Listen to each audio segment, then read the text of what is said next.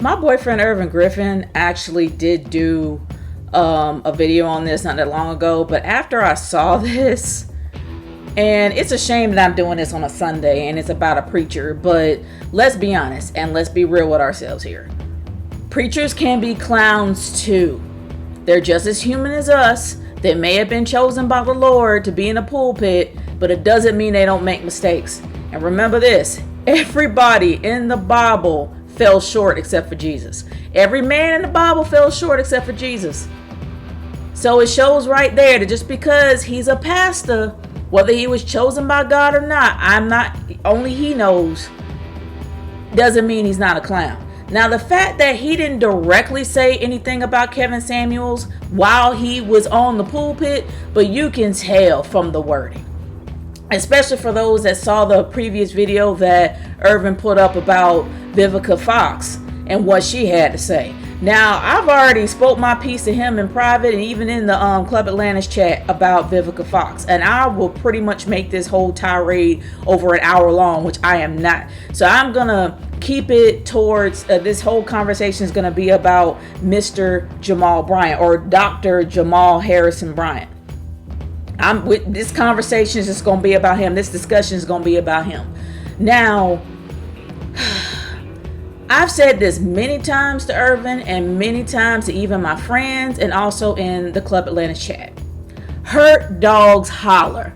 And it's not that this dude is hollering, this dude is screaming.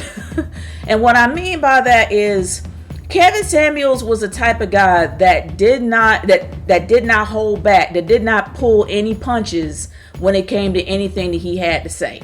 The dude was a straight shooter. That's the reason why I appreciate him. You may not like what he had to say. His delivery might be a little crass to some people, and it might be a little bit hard. Not bit hard, but very hard to swallow. He was 100% himself when he said what he said. And he was not targeting black women. There is multiple pieces of footage that shows that he wasn't just going towards black women. He was going towards women and men, both genders. But I digress. When it comes to this so-called pastor here, when I heard his sermon, and no, I am not putting that sermon up. If you want to know a little bit more about the sermon, Irvin actually does have the snippet of the sermon in his video, so I will send a link to that so you can take a look at and hear what he had to say. But after I saw his video and after I heard what that pastor had to say, all I thought was this: he's pandering. He is pandering towards his female his female viewers and his female followers, and also the people in the pew, for most of the women in the pew. And not only that, I was like, this man, and the sad part is, I hate saying this, but now it's actually becoming a trend with male pastors. It's not just a trend, but it's also becoming a bit of a stigma for male pastors now. That male pastors are, how can I say this in a very PG way, penetrating the female flock. I guess that's the only way I can say it. And with every time you hear that mess, you're like, oh yeah, he's been with a few of his female congregation. He's been with a few of his female followers. And that's the sad thing is, that's the first thing that popped in my head. But then I'm like, you know what? There's no evidence on that. It's probably he's just pandering to women because he probably has more women followers or women who are actually sitting in the pulpit than men. He probably has a bigger female following than male following, so he's probably pandering to them.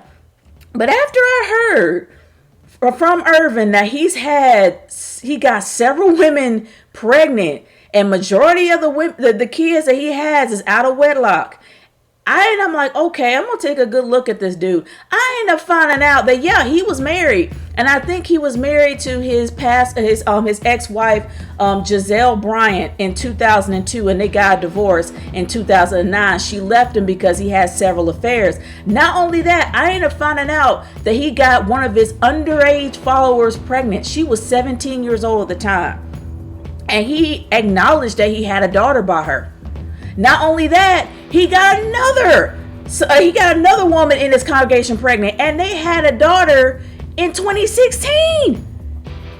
And then I found this article here that I'm going to put up for y'all to look at. And I'm going to actually put the link if you guys want to take a look at, if you guys want to know a little bit more. I'm going to make sure that I can find the link and actually put that up. But I found out from his ex-wife's father that this man has 6 to 7 baby mamas. It's a possibility he has 6 to 7 baby mamas. Irvin acknowledged 5. He has 2 more? Like I said, hurt dogs holler. Hurt dogs holler. This dude was buttering up these women to butter their buns. And I know I'm sorry that it really crass for me to say it, but there's way too much evidence against this dude. There's a reason why he ain't married right now. He was married in 2009. He's been single, according to what I found so far. I don't think he has a girlfriend. I don't think he remarried. I think this man has been single. He's been a bachelor for nearly 20 years. And I think that's a good idea. But it ain't good to penetrate your flock, bruh. Oh my gosh, that's not good. That's just not what you're supposed to do. That's not what you're chosen to do. I mean, come on. Come on, man. But at the end of the day, this dude is indirectly going after Kevin Samuels, maybe because Kevin Samuels called you out for who you are. A coward and a fraud. I'm sorry.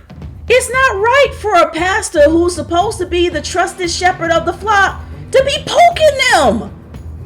You don't be penetrating your females.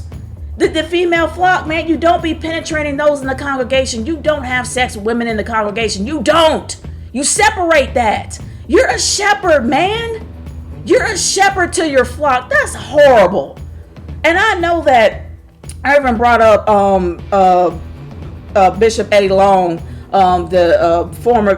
Bishop Eddie Long, and I know he passed away a long time ago, but I know he brought him up.